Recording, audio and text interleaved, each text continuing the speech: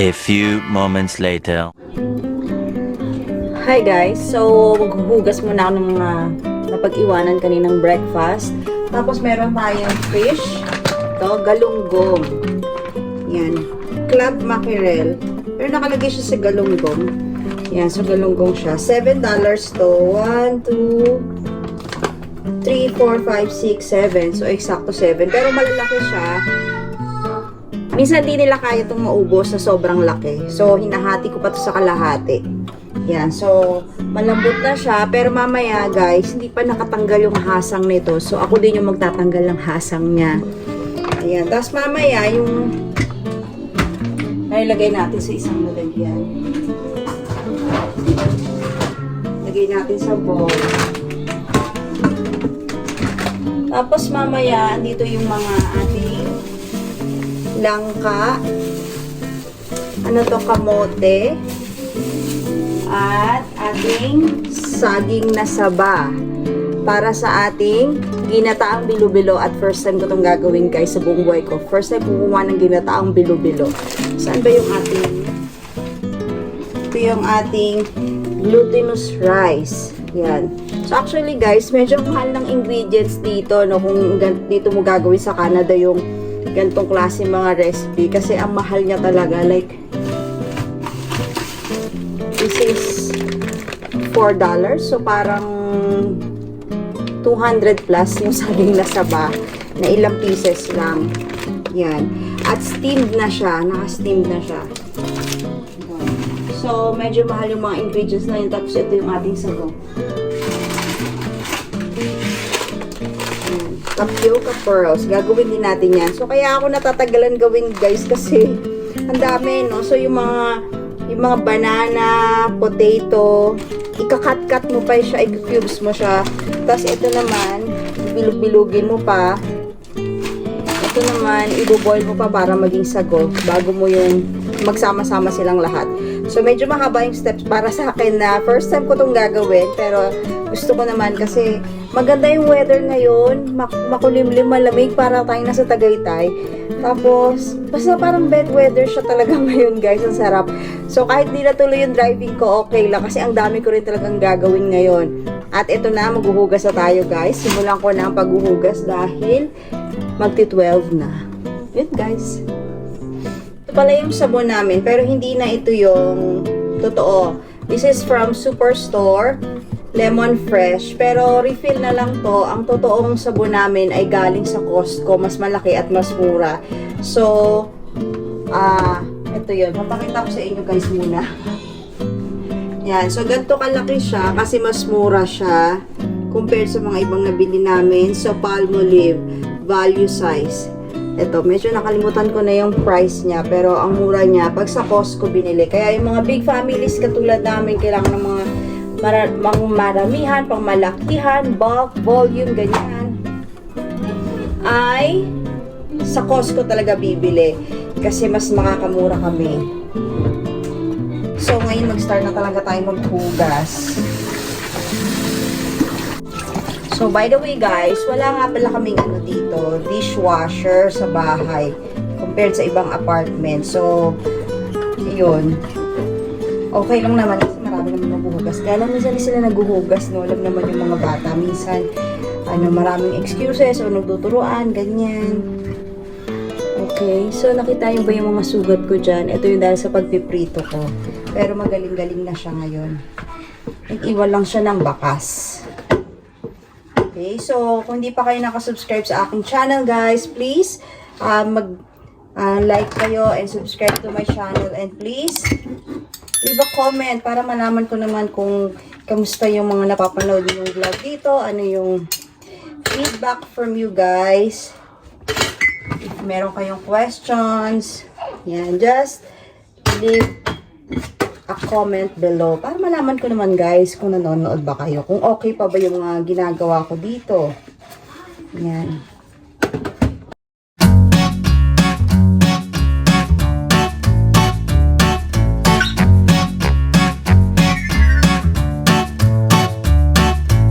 Pag nag-wash nga pala ako guys, gusto kong water medyo warm. Yung mga bata, pag nag-wash naman sila, gusto nila malamig. Kaya Kaya bago ko i-on muna yung water, tinitignan ko kasi pag sila yung huling nag-wash, ang lamig. At madali din kasing matanggal yung mga nakadikit kapag mainit-init yung water. Tapos guys, may mga lunchbox sila sa school. Ito yung mga lunchbox nila. Pag iniwan nila dito yan, hindi kayo mahugasan kasi dapat sila yung magugas ng lunchbox nila. So yan, may mga gustong lumusot pero hindi sila ubra. Saing na rin tayo.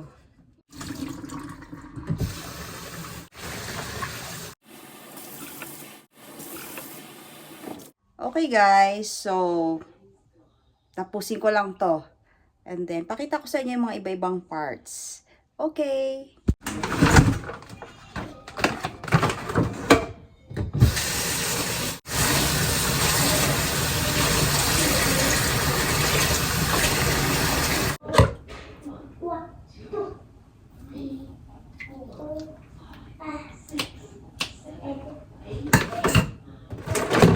Ginupit ko siya. Ayan.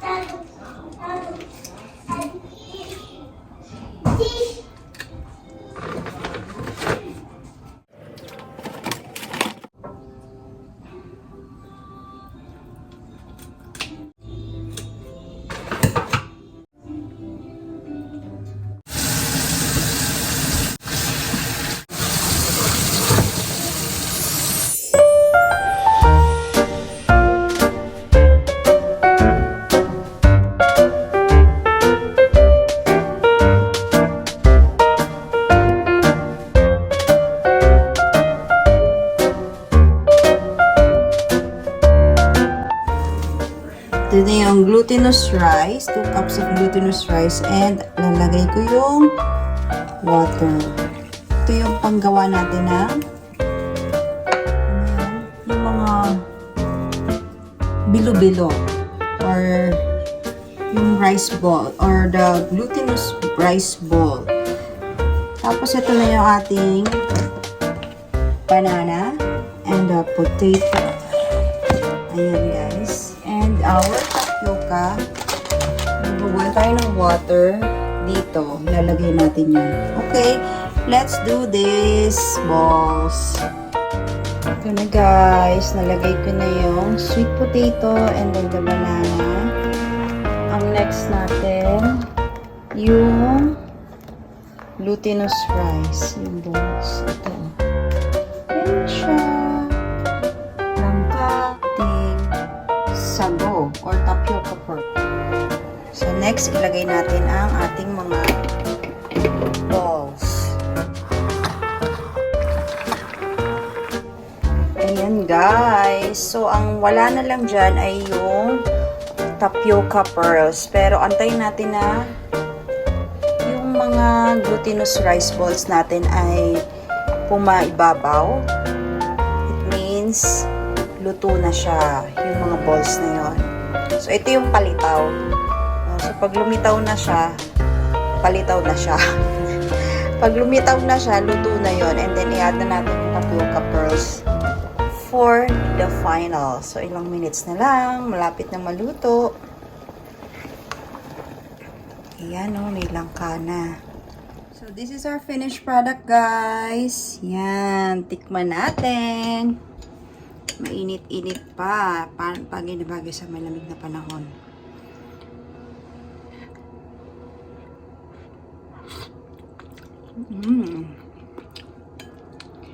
Yummy. First time. First time kong makagawa ng ganito. Sa Canada pa. Kung kailan mahal yung ingredients. Ganun talaga guys. Kasi pag may cravings tayo, wala tayong choice kundi gumawa. Diba? Okay. A few moments later. Hi guys! Welcome back to Jill in Can. Meron tayong kasama ngayon. Hi, Celeste!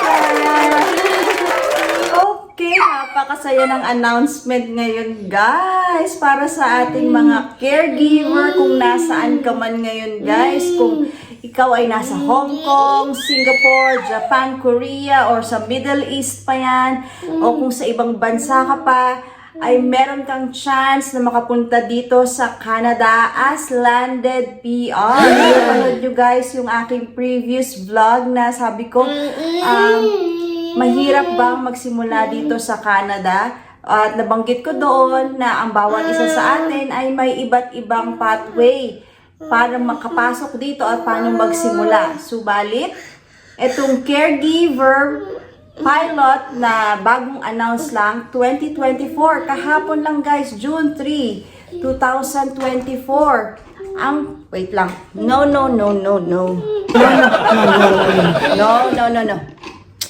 Celeste. A few moments later. To the rescue muna si Daddy kay Celestia dahil nagiging masyado siyang masaya dito sa ating setup. Okay, guys. So, antabayanan natin ang mas marami pang detalye tungkol sa announcement ni Mark Miller tungkol dito sa Caregiver Pilot 2024. At ano nga ba initially yung announcement niya? Sinabi rin niya ano yung mga magiging requirements para dito. So, eto, tignan natin. Sabi dyan, new pilot programs, candidates interested in working in Canada's home care sector will be eligible to apply if they meet the following criteria.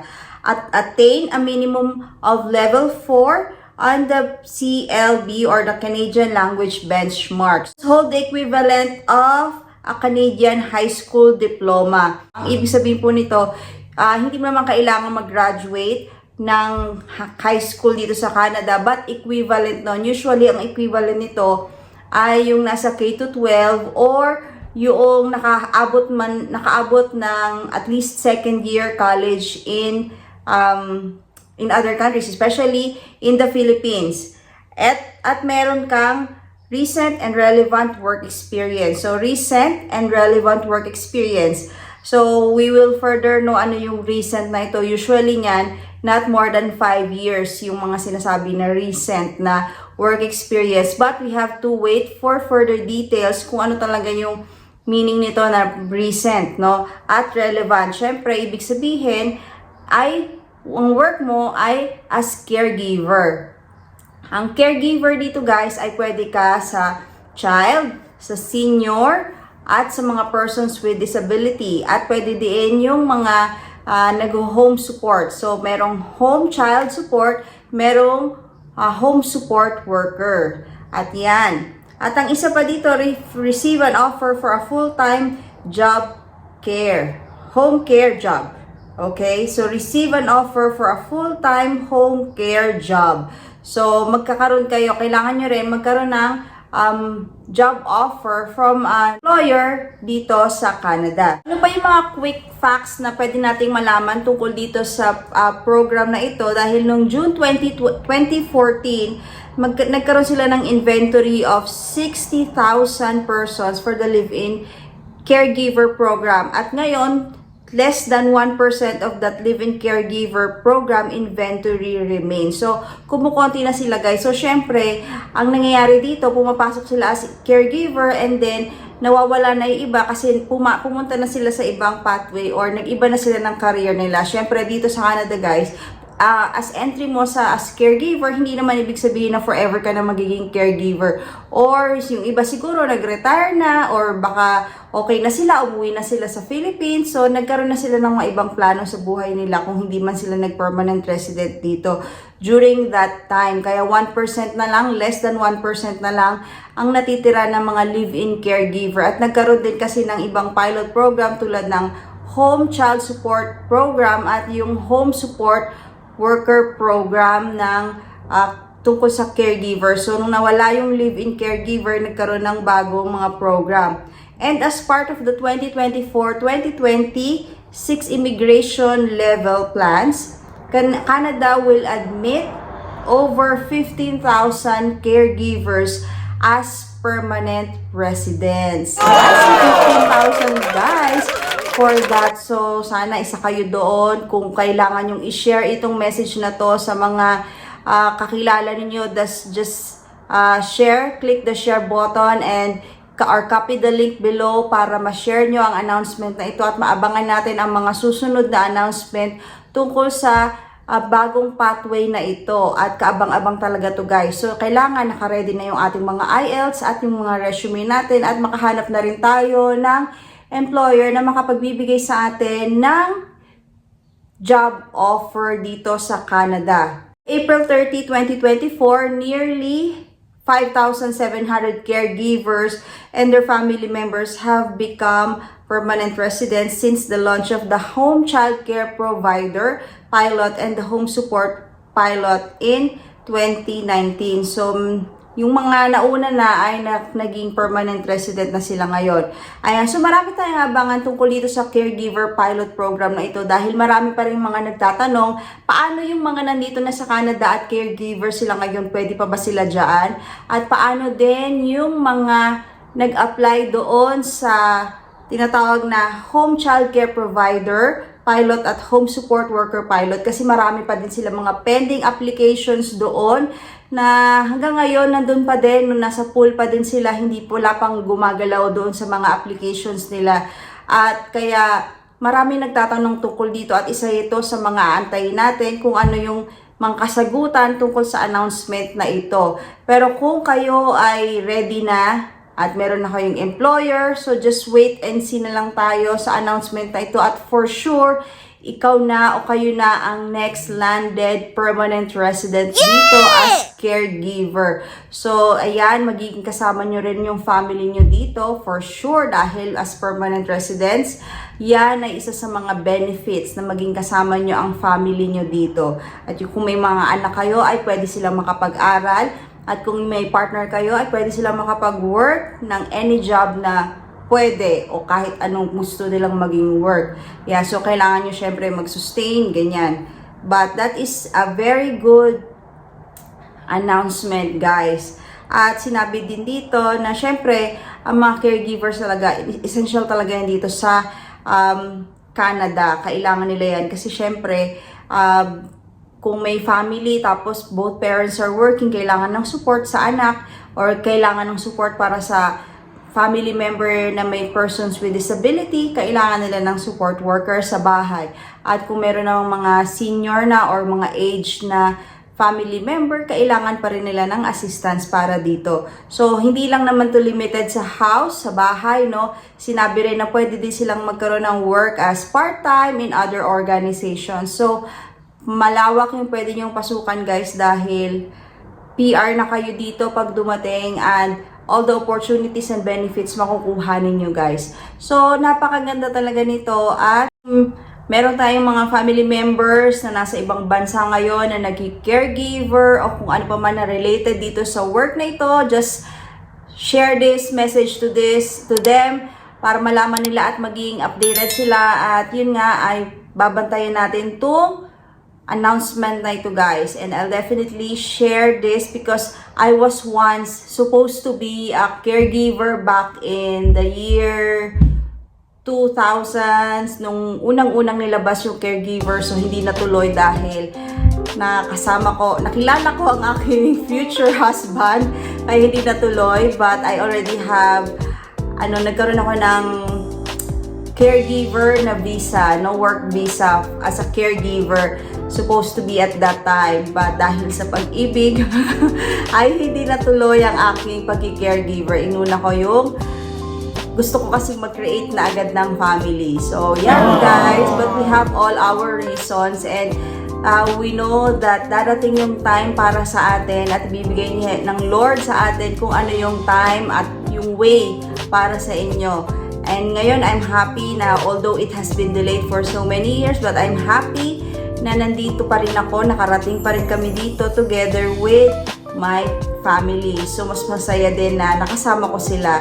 At yun lang, guys. Kung meron kayong mga questions and comments, please put them down below, write them. And please don't forget to like and subscribe to my channel. And please click the notification bell para updated ka sa next announcement na meron dito sa Canada from the IRCC. At yun lang guys. Thank you for watching. I'll see you in my next vlog. Bye! Ang kulit. Ang kulit.